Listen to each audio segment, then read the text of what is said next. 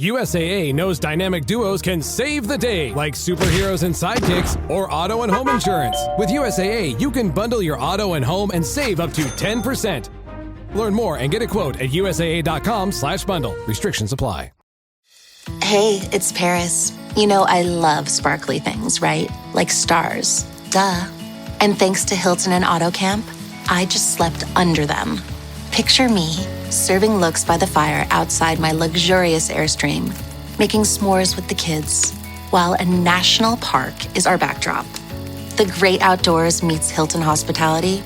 That's hot. Explore all the new ways to stay at Hilton.com. Hilton for the stay. I am Madison Timmons.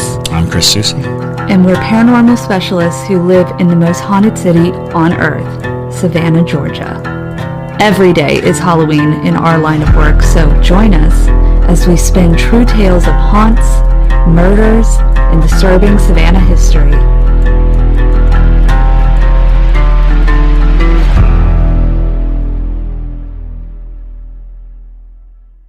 I'm Madison. I'm Chris.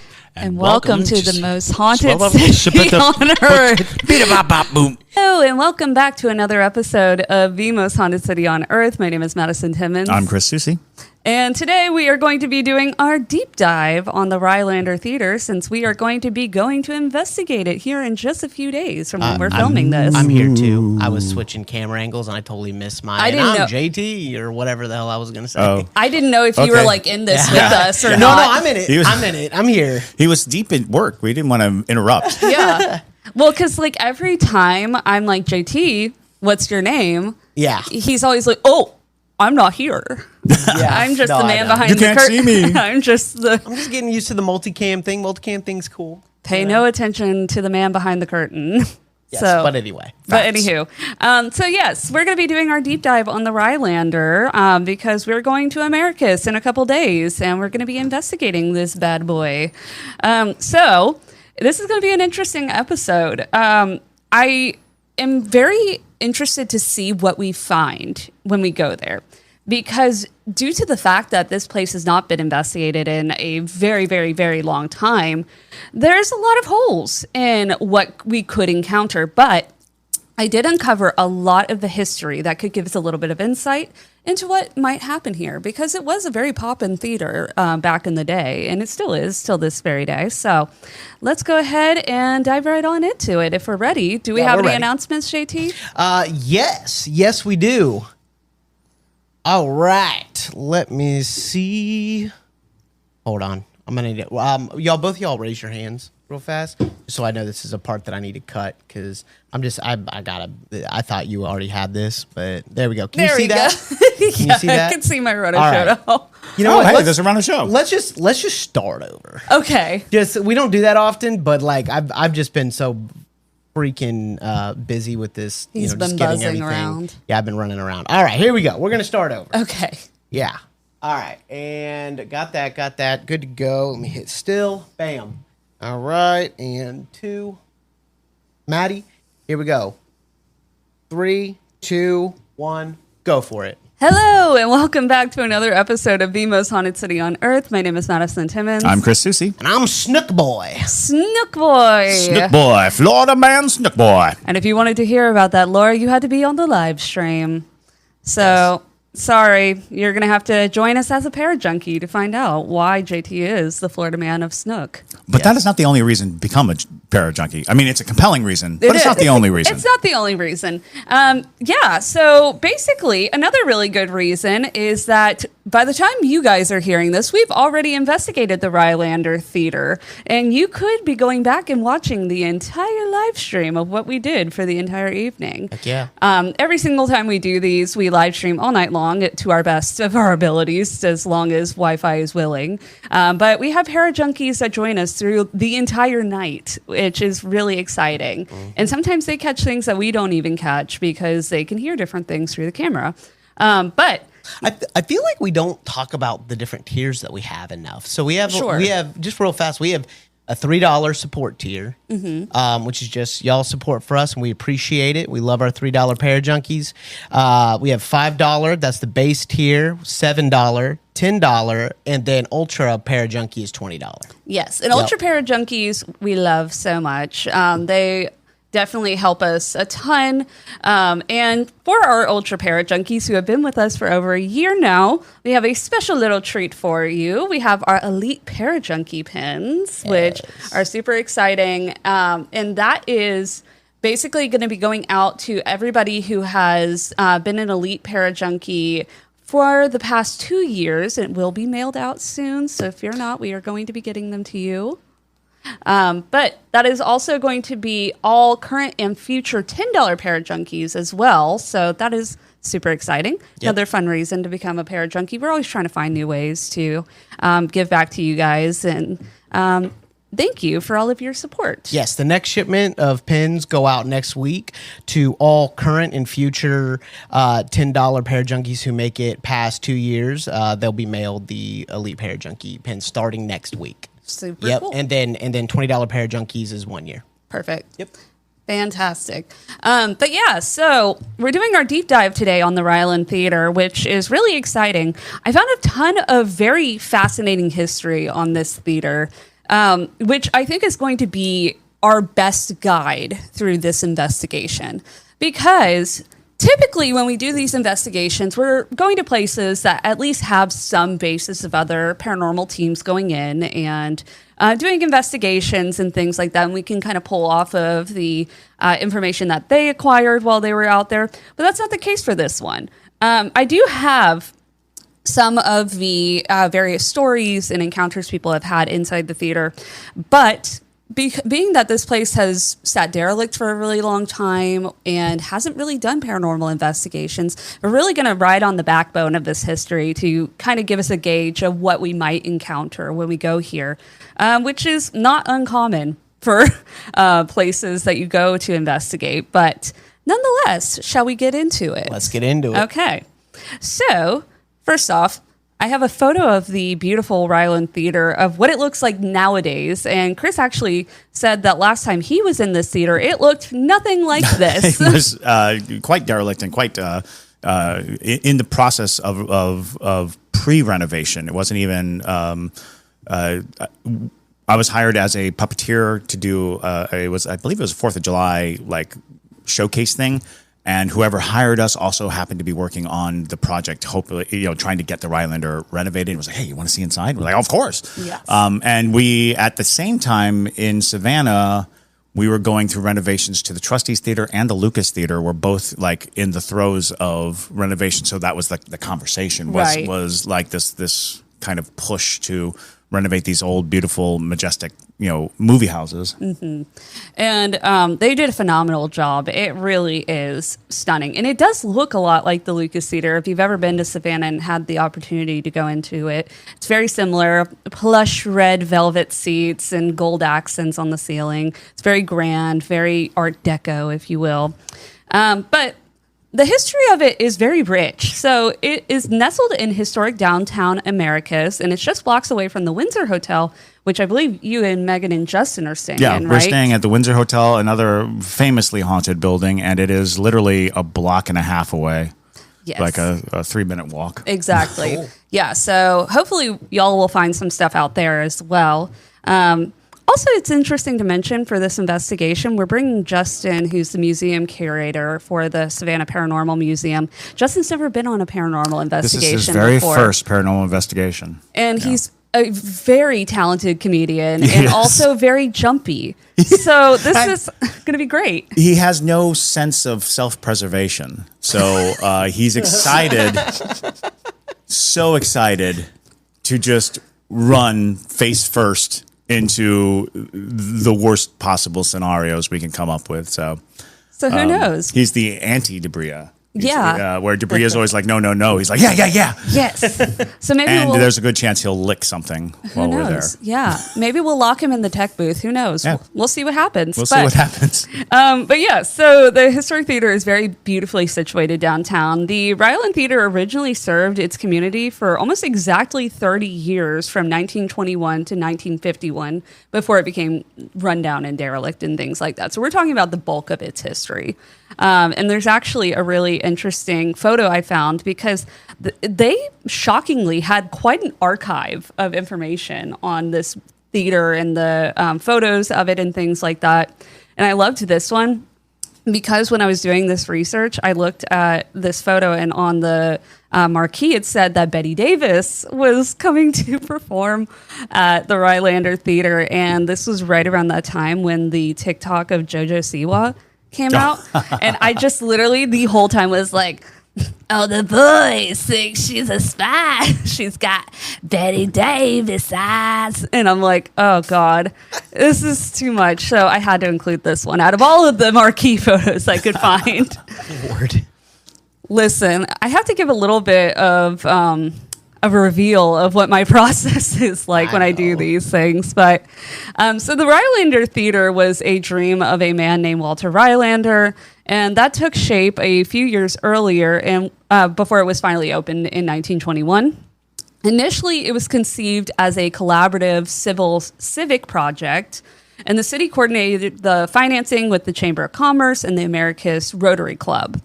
So early planning was spearheaded by Arthur Rylander, who was Walter Rylander's father, Mayor John E. Shepard, and City Councilman William E. Taylor and Charles M. Burke during the first half of 1919. And on July 13, 1919, Walter Rylander made a surprising announcement. Walter revealed that he had privately capitalized at the theater, and it was worth $60,000, effectively obliviating the earlier efforts. But the actual construction required a massive year-and-a-half effort overseen by Evan Mathis on Walter Rylander's behalf. So he brought the money in, but a bunch of people kind of did the work to get this place up and running. So they brought in a man named C.K. Howell, who was a New York architect who designed the magnificent edifice. E.W. Rawlings was the contractor, relocated his family from Montezuma to Americus to complete the project. And under the supervision of Mathis and Rawling, William Saling from New York as well designed the interior decor. Bob Clark from Macon handled the plastering, while Bruce Clark from Charleston installed the wiring. So it really was a team effort of the East Coast, if you will. They brought in people from all over the place because they really wanted this to be kind of the theater of the South, if you will. So Ernest M. Dick Vickenzie from Americus completed the interior marble work and local...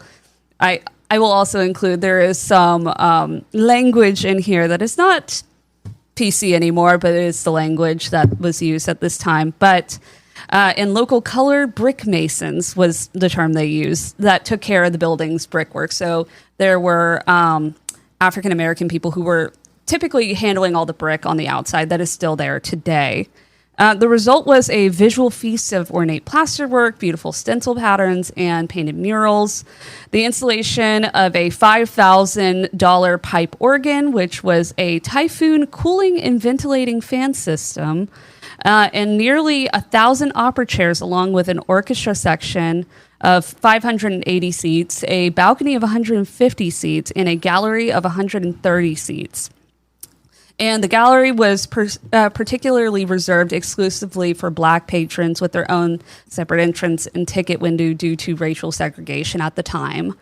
And so significantly, which I think is interesting too, that's an interesting point to make, that I feel like we might encounter different spirits depending on what section of the theater we're in. Oh, absolutely. Due to the history of it, it would have had different people of different life paths and things like that. And a lot of people believe that theaters are so haunted because they were these public meeting places that can draw the spirits. The spirits are in the routine of an existence. Right. And going to a place where it's publicly accepted and where they can just kind of dwell and be because it's very possible being a ghost is boring as all get out. Sure. And so, you have these patterns and these paths, and what can you actually do? And we always get these notions that, a ghost is, bound to a place or is trapped in a place. But there's a lot of homeless ghosts out there. There's a lot of ghosts that don't have necessarily a house to haunt or a thing. They're just kind of still here. And I think that in theaters, oftentimes you'll get just like random ghosts that just kind of wander in because of the excitement, the electricity, the audience, all those people gathering together. It kind of feels like community. Right. If you're a solitary ghost looking for community, it's a great place to go because nobody looks left and right when you're at a theater. They're all looking forward. So you can just kind of appreciate and be in among the living, which is really all they want, is to feel like they're alive again. And what better place than sitting in the dark with all these other people and enjoying a show. Right. Watching life be portrayed in front of you. Especially, now that it is a live theater venue. Yes. And so the magnificent structure was once a first-class theater for the time and was undoubtedly the first of its kind in Sumter County, which is where Americus resides. It was designed to accommodate over 600 spectators. For 1920s, that's a pretty big feat in a lot of ways. But it was used for motion pictures as well as live performances at the time. And the Rylander Theater's grand opening was held on January 21st, 1921, with the national touring company of the immensely popular play Lightnin'. And I actually found the playbill for it, which is pretty cool. My Golden Girl. That is February 1st. A lot of theaters, a lot of the old grand movie theaters had a full stage on them. And part of that was because in early films, they had to have live music accompaniment. So silent movies, of course, were silent. They didn't have any means of getting music in. So they'd have piano players, they'd have live orchestras on stage playing while the movie was going on. And I believe at the Rylander, they had the Molly pipe organ, which was a miniature version of the gigantic pipe organ that's at the Fox Theater. Yes. Yeah, they did. I actually think I have a photo somewhere in here of the organ that's in there. But they definitely used the stage and the space for its full potential. And I also love that they really dressed it up for any of the events as well, even if it's just movies. Because absolutely. It's very fun. It's very glam.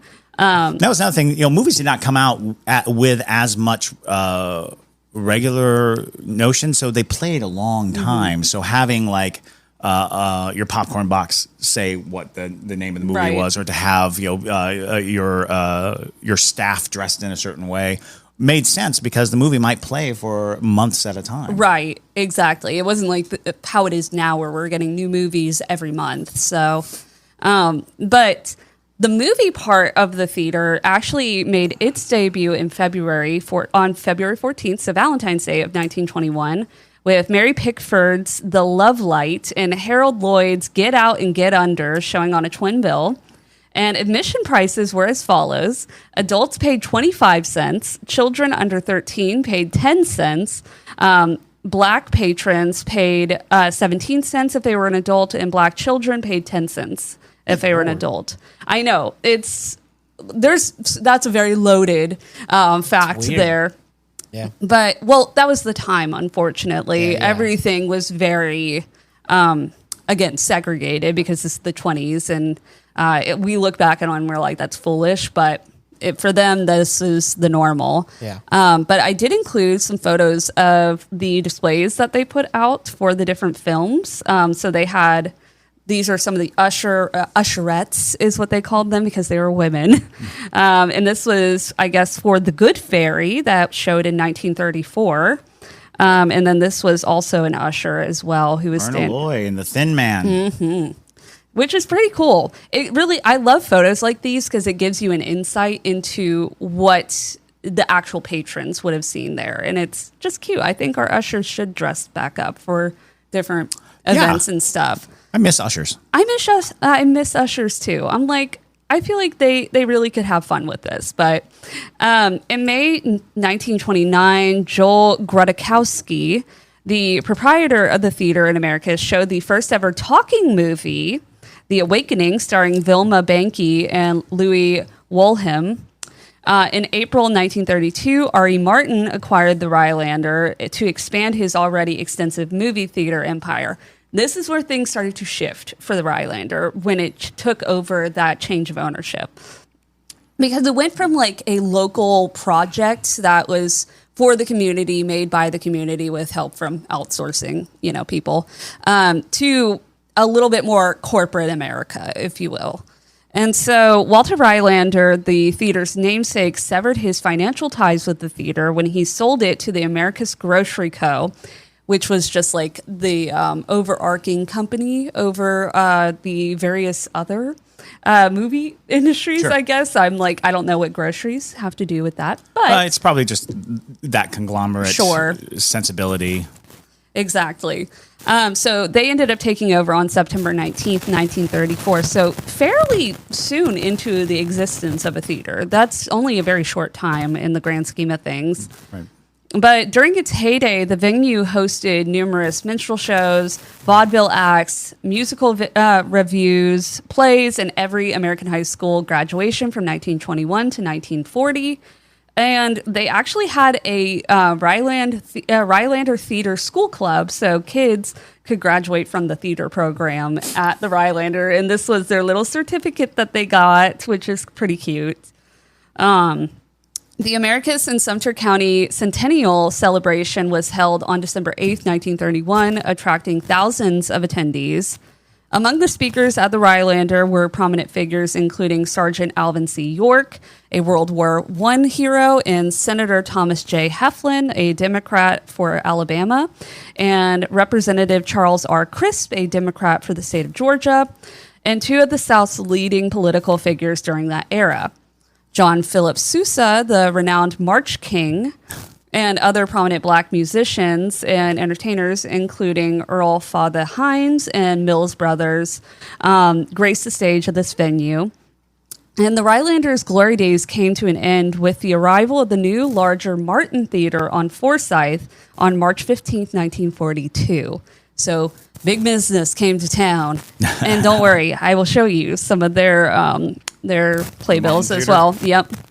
So this marked the end of the B movies, which were regulated to the former theater, which was later renamed the Roxy. So the Rylander was not its whole name for the entire existence. At one period of time, it was the Roxy. Sure. And that was in May 1945. The Hollis Lanier Company, formerly the Americus Grocery Co., sold its remaining interest in the theater to the Martin chain on January 27, 1950, effectively bringing the theater's operation to a close. The Roxy's demise was swift as the Sunset Drive-In Theater, a new venue, so there was the Martin Theater and the Sunset Drive-In Theater, which opened near its location in April 1950. So here's the grand opening playbill for the Martin Theater, which honestly is kind of the first nail in the coffin for the Rylander before it became, a little less beloved. And then I also found a playbill from when it was called the Roxy for a short period of time. And then the last playbill is the Martin Sunset Drive-In Theater. And each one of them, you can tell they get more and more glitzy and glitzy in the way that they actually had colored ink and things like that they're spending money to make people want to come in. And they were playing lots of like really, really well-known and popular films and productions and things like that. So now, by the end of that calendar year, the old Rylander Theater was closed for business. The theater would close its doors in 1951, and during its first 3 decades, it showcased a diverse ranges of films and plays and endured the hardships of the Great Depression, which is really impressive, actually, and welcomed guests during World War II. The Rylander, once renowned as the finest playhouse south of Atlanta, holds a prominent place in the hearts of people across Georgia and the southeastern United States. So now the theater is called the Jimmy Carter Auditorium at the Rylander Theater. And you're probably wondering, why Jimmy Carter? Well, let me tell you, Jimmy Carter actually has an interesting connection to this theater. So away from the high-stakes environment of his numerous careers, Carter's secret love was for movies, and it blossomed in Americus, Georgia's Rylander Theatre. Yeah, if you go back and like do a little bit of reading on Jimmy Carter, he was obsessed with films. Obsessed. He was constantly showing films at the White House and things like that as well. And so this is where it's rooted from. After leaving his childhood town of Plains, Georgia, which is just a little bit outside of Americus, Carter enrolled at Georgia Southwestern College, later renamed Georgia Southwestern State University, in Americus, where he discovered the historic theater and quickly became its most esteemed patron. During his college years, Carter frequently visited the Rylander Theatre to watch its movie screenings. And this was because it was one of the pioneering establishments that showcased talkies, which were basically films that had actual audio to them, or movies with sound, which had transitioned from silent films between 1926 and 1930. With a major selection of the looks your kiddos love starting at just $4 in the Walmart app, a new school year means a stylish new them. Who knew? Find skater skirts and Crocs that say, I'm casual but cool. Sparkly sneakers that say, it's my classroom, you're just learning in it. And preppy polos that say, I'm the teacher's pet, even if they're mommy's menace at home. Find their favorite styles starting at just $4 in the app. The Walmart you thought you knew is now new. This episode is sponsored by Friskies, who would like to tell your cats hi. Now, if that didn't get your cat's attention, there is one thing that always does the trick. Just pour some Friskies crunchy food in the bowl and you'll hear those paws come running. Works every time. With so many Friskies choices, you can always bring your cats running from their secret napping spots. There's always more to explore. See for yourself at friskies.com or visit your local store. Now talkies are a delicious snack. That's true. That is very true. Jacob A. Ross, who is a park ranger at the Jimmy Carter National Historic Park in Plains, Georgia, says, I consider the Rylander Theater history of being part of President Carter's history. As a young Carter would often attend shows at the theater during the same era these items were created. And intriguingly, I think Jimmy Carter and his wife lived at the Rylander house, which is that sounds correct. Just yes. outside of Americus or within the city bounds. But I think that because the Rylander house is also a very famous haunted house, and it's famous because the first lady basically said lots of weird things happened in this house. Yeah. If you do some digging, literally just Google Jimmy Carter house, it'll show up. Yeah. And it's a very fascinating place and all the interesting paranormal history as well. But when it came to the reopening, after being closed for over 4 decades, the theater retains a significant portion of its original grandeur, which is shocking, considering 4 decades being a very long time for something to sit derelict. It received a $5 million renovation for its auditorium. And having reopened after the extensive restoration, which they actually only ended up spending $4.8 million, so they got to keep the rest of that, the theater boasts over 600 seats spread across 3 levels, the orchestra, balcony, and gallery. With meticulous care, the theater has been restored to its original Art Deco aesthetic. The theater reopened October 1st, 1999, with the gala celebration of President Jimmy Carter's 75th birthday. So it was held at the Rylander. I wouldn't be surprised if we encountered maybe some residual energy of Jimmy Carter. Oh, absolutely. He spent so much time there. It was a formative thing. And it's possible, too, that people wouldn't recognize that it was Jimmy Carter. Right. Oh, yeah. People might have like experiences with a young spirit because we had talked about this before. Spirits can manifest in places at any age. So like if it was a very impressive place to a young Jimmy Carter, perhaps a young Jimmy Carter is what haunts this building. That's the residual nature of it, is that it's as if the building itself remembers. And in its memory, it wouldn't be the 75-year-old Jimmy Carter. It would be, the young man who came regularly to the theater and, had this fascination and love for movies. Exactly. Another person who might be haunting this place among the crowd for the grand reopening was an Americus native, a man named Mike Saliba, an 85-year-old man who claimed to have spent a significant portion of his life at the Rylander, almost as if it was his home during the late 1930s and 1940s. So George Saliba, 14 years his senior, owned and operated George's Soda Shop, which we'll talk about in a second because it's actually still used by the Rylander today. Fantastic. Yeah. That is so cool. Yes. Owned and operated George's Soda Shop, a lively and bustling gathering place just off of the main lobby. The shop, named in memory of its late owner, serves as a concession venue during events only. But being that it's attached to the Rylander, I'm assuming we will have access to this place. But so George is this man right here. So he's the namesake, and Mike is right here. He's the one who kind of gave us a little bit of insight. Sure. Also, notice they were Shriners. They were Shriners. Yeah. Which is interesting, which might be why they had some stake in this place Sure, as well. absolutely. But so here's a very old photo of George's, and shop, the soda shop, classic soda shop. and this was in the 40s. This is what it looked like. And then I also have one of George at George's behind doing his soda jerk work. And so old soda shops, oftentimes when you go to them, resemble old bars, tonsorial places. But the interesting thing is soda shops grew to prominence because of the Prohibition. During the Prohibition, you didn't have bars. You couldn't get those things. So most bars were transferred into soda shops where you could have soda instead of alcohol. And it even got to the point where they started looking at soda as being a lascivious thing. Yeah. So soda was actually outlawed on Sundays.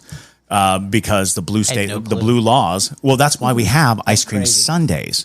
Because if you put ice cream in the cup, shut the hell up. Is that why it's called an ice cream sundae? Yes. So they can serve it. They can open the soda shops on Sundays because they were scooping ice cream into their drink cups. So that's why the classic sundae is in like a cup. It's because soda shops were. It was illegal to serve soda on Sundays because they thought that it was where people gathered to have, lascivious socializing because they treated it like bars. They thought that they were like bars, and especially with youth, because even after Prohibition ended, soda places were very popular for kids because it was a bar without the alcohol. Exactly. Casually drinking soda will kill you faster than casually drinking alcohol, so maybe. Fair enough. Fair enough. That's only recently. I mean, back then they had cocaine in it, so it was fine. That is true. Maybe that's why they liked it so much. They're like, this is amazing. This gets me going. But maybe they had some in there. Like, maybe we need one day a week where we're not hopped up on Coca-Cola. Maybe. But here's George on his little motorcycle as well in front of the Rylander. Nice. And then here's another really great photo. It looked the exact same in the 30s and the 40s. This is the 30s, but it looks exactly the same. But nonetheless, this one's a little bit of a clearer photo. But Saliba, while alive, recalled that he was around 5 or 6 years old when he started attending the movies at the Rylander. And he said, on Saturdays, all the children in town went to the movies at the Rylander and stayed all day, says Saliba. Tickets were 10 cents each, and we fought over the seats on the first few rows. If I got hungry, I went across the street where my daddy, Michael Saliba Sr., had a restaurant. So the Salibas ran this town, basically. Sounds like it. Had a restaurant or to George's to get something to eat quickly and return to the show. That was another thing that is fascinating about movie houses, and people probably don't realize, but there was a time when it was illegal to take food, or it was against the regulations to take food into the theaters. All theaters banned any food in the building. And so over time, because movies were of such a length and people would leave to go and eat out, so people would bring carts. And one of the easiest carts to have was a popcorn cart. And so a guy would pull up to the front of a theater and sell little bags of popcorn outside of the theater, and the theater owners were like, that guy's making bank. We gotta do He's this. making so much money. Why aren't we selling popcorn inside? And that's why we pay $50 a bag of popcorn every time we go to the movie theaters to this day. Thanks, popcorn carts. I'm learning a lot from this episode. Yes. And so he would return quickly to the show, and the movies changed frequently. So I was at the Rylander often. Saliba. Yeah, this was a period of time when they did the serials. Yes. So, so like staying all day long, you were watching like all these movies that came out in serialized form. It's like TV at the time. Yeah, it's very interesting. Honestly, I think they should bring it back in a certain Serialized way. films make so much sense, especially for the kind of productions that we're doing now. I think that social aspect of going to a movie theater and watching. Could you imagine watching Stranger Things with a giant crowd? I know. Show up. It's pretty fun though. There's something about the atmosphere of sitting in a crowd and watching a movie together because it's the reactions that make it more enjoyable, in my opinion. But he said on Saturday, Saliba, while alive, he vividly recalled sitting on the steps leading to the stage when the iconic film Gone with the Wind was premiered in 1939. Oh, wow. And so remarkably, every seat in the house was already occupied. So that's why he had to sit on the stairs of the stage. It was a 4-hour movie, and my mother worried I would get hungry, so she brought me a couple of hot dogs, says Saliba, laughing. He recalled a Leslie woman who was cast in the film as one of the Munchkins, making a personal appearance on stage when The Wizard of Oz was shown on the big screen, which were like crazy memories to have. Another memory was from his junior high days when he developed a passion for music and playing the cornet. His music teacher, Ella P. Maynard, kindly ordered a cornet for him, and when it arrived, he visited her home on South Lee Street to pick it up. When I opened the case and saw the golden cornet in the purple velvet-lined case, I thought it was the most beautiful instrument I had ever seen, he recalled. He made his musical debut on the Rylander stage, playing the golden cornet to the music of Paper Doll. Stanley emphasized that the theater serves a purpose beyond entertainment. It's an economic driver for the community and a tourist destination at both regional and state levels. And this is in 1999 when he's saying these things. Right. So it's like, you can tell how much this place meant to a lot of the locals. But now when it comes to the hauntings, here's what I found. Hope I can meet Jimmy Carter. That'd be cool. The ghost of Jimmy Carter? Yeah, that would be super sick. His favorite song is Imagine by John Lennon. We should play it. Yeah. Oh, that's a good idea. I met Jimmy Carter here in Savannah when he was on his book tour. Oh, that's cool. And my ex got his signature. And he's such a warm presence, and some people just have that gravitas where that their position in the world it radiates from them. Mm-hmm. So like sometimes you'll meet someone and you'll be like, wow, this person, has true weight in the world. And then there are people who are very frivolous that you could just blow away. That's true. Not us casually, conjuring Jimmy Carter in 2 days. Listen, and he loved Savannah. Savannah had a... Well, he was a Georgia boy through and through. Yeah. There was no question about his loyalties to the state and his love of the state. Mm-hmm. Yeah, one of his fondest memories was here in Savannah. Side note, this has nothing to do with the Rylander. This is totally about Savannah. But when he found out that he had gotten the bid to be the Democratic candidate for presidency, he found out while he was here in Savannah. And so he asked the locals, where's the diviest bar in town? So being at that time, the diviest bar was Pinky Masters. It still is. It's very divey. But there's a photo of Jimmy Carter in Pinky Masters of him standing on the bar. Standing on the bar, holding up a PBR to celebrate that he had gotten the candidacy, which I think is a great story. It's very Savannah as well. That is very Savannah. But so now the hauntings. Here's what I could find on this. So Heather Stanley, who was the manager director of Rylander Theatre, she said, so we have a resident ghost, as every theater should, which is true. Every theater has a ghost. If you go into any theater, more than likely, if you ask them who haunts the theater, they're going to tell you something, at least. They might not know a name, but they'll tell you something. Yeah. And our ghost's name is Frank. Now, here's the thing with Frank. Frank's a very loose name. They don't know necessarily who Frank is, but it could be a number. I have a number of theories of who Frank could be. So Rylander managing director Heather Stanley recounts a time when Frank saved a woman. One of our favorite stories to just demonstrate the kind of ghost that Frank is, we had a young lady who was helping us run Spotlight. It's always the Spotlight pops. Spotlights. And again, for people who have theories about ghosts, ghosts are attracted to electrical appliances because people believe that spirits can feed on the electricity. And theaters are full of high-powered electrical lights. And some people think that that's the reason why theaters are haunted is because the spirits are drawn to this buffet of energy. And so spotlight operators oftentimes have ghost stories because they're manning this very powerful electric device, and that could be helping the spirit become more present and more interactive. Interesting. Absolutely. Interesting. Yeah, I've heard that from a ton of different technical positions. One of my most interactive moments with the ghosts at the Savannah Theater was while I was running the spotlight for Anything Goes. Yeah. So if you want to have a paranormal experience, maybe go volunteer at your community theater to run Or Spotlight. just carry a spotlight everywhere you go. Who knows? Who knows what'll happen? Is that a spotlight in your pocket, or you just happen to see me?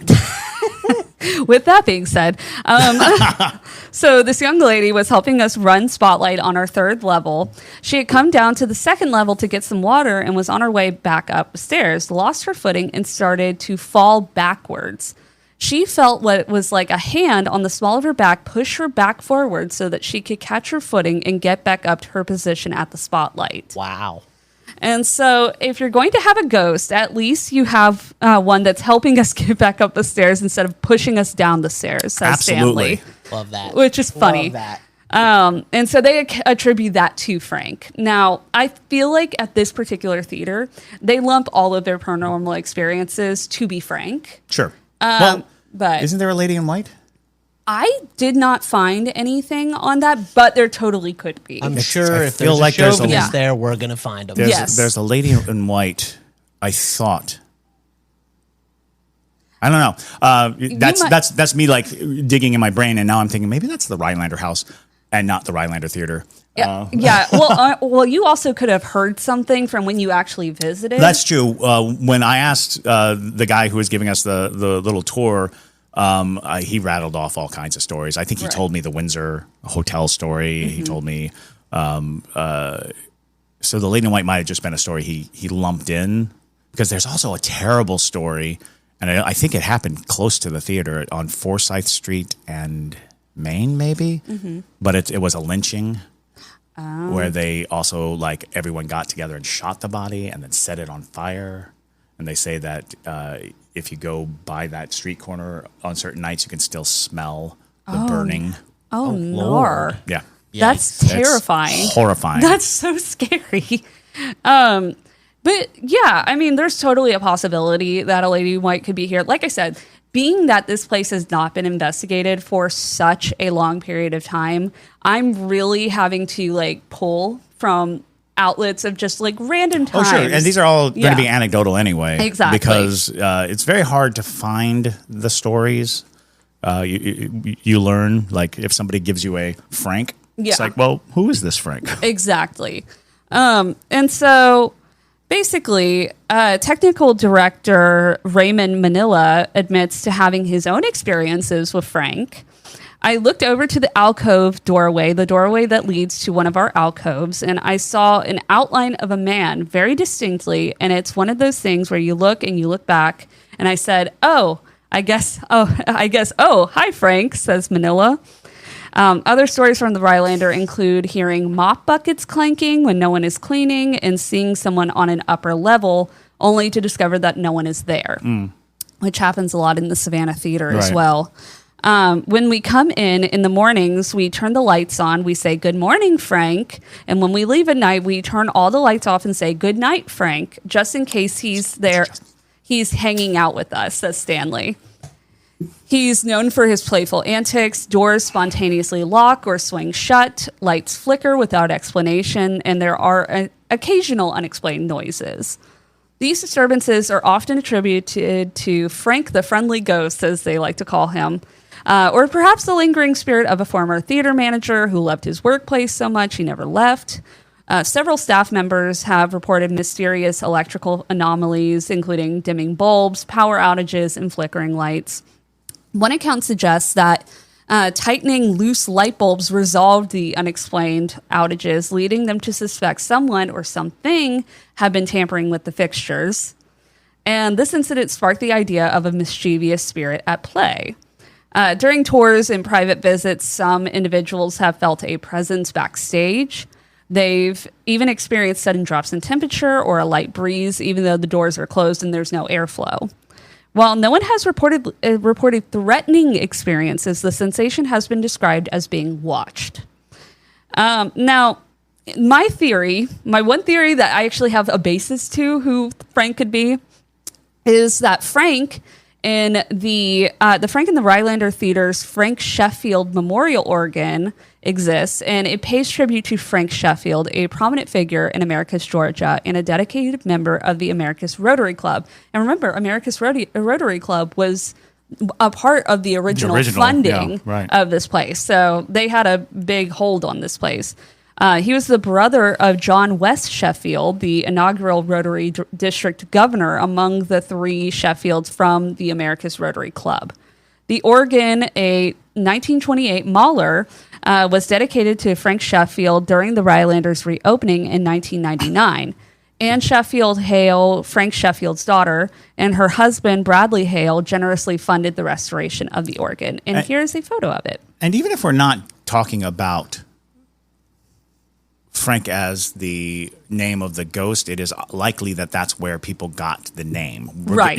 Without it being actually Frank, people probably got the name because of that connection and that connectivity. And that happens a lot. People will quickly see something, some connective name, and then that name kind of becomes the identity for the spirit. I find that very interesting where... because I want to say that the male ghost George at the Savannah Theater, on the outside, there's a plaque to George Weiss. Mm-hmm. And you're like, which way did it go? Did it start? Is it George Weiss? Did it start with George? How did we get to the name George? Absolutely. And that's why I say this is just my one theory based off of a fact that I could find of who this could be. Absolutely. But again, this could totally be a bunch of different entities that people are just lumping together. Could be a janitor, could be a former manager. Lots of employees come and go. Could have been one of the ushers. Mm-hmm. You never know. There are plenty of people who, this place was beloved by a community. Oh, absolutely. And so there's a number of people who we might just not have names for in the history who could have loved this place so much that they wanted to haunt it in the afterlife. You have stories of people who went every single week. Exactly. And if you did that for 20 plus years, then it becomes a part of not just your identity, but the pattern of the energy that you lived. So, yeah. So I'm interested to see what we find. And I think on the top of our bucket list is to encounter young Jimmy Carter. So hopefully that happens. We'll play Imagine. We'll play Imagine and we'll see what happens. But thank you all so much for listening to today's episode. And since this is going to be up after we already did the investigation, you can go ahead, if you're already a parajunkie, go watch the whole investigation if you'd like. Otherwise, I believe that we will... JT, how else can they watch it if they're not a parajunkie? If they're not a parajunkie, got to wait for Debria to cut it into a little movie. Okay, right. Fantastic. Yeah, and it will be posted for the public at some point in the future. The thing is that with the live streams, they feel more natural because they're not cut. Because they're not edited. Exactly. So, yeah. With that, though, thank you so much again. I hope you have a wonderful rest of your day whenever you're listening to this. And my name is Madison Timmons. I'm Chris Soucy. And stay spooky, y'all.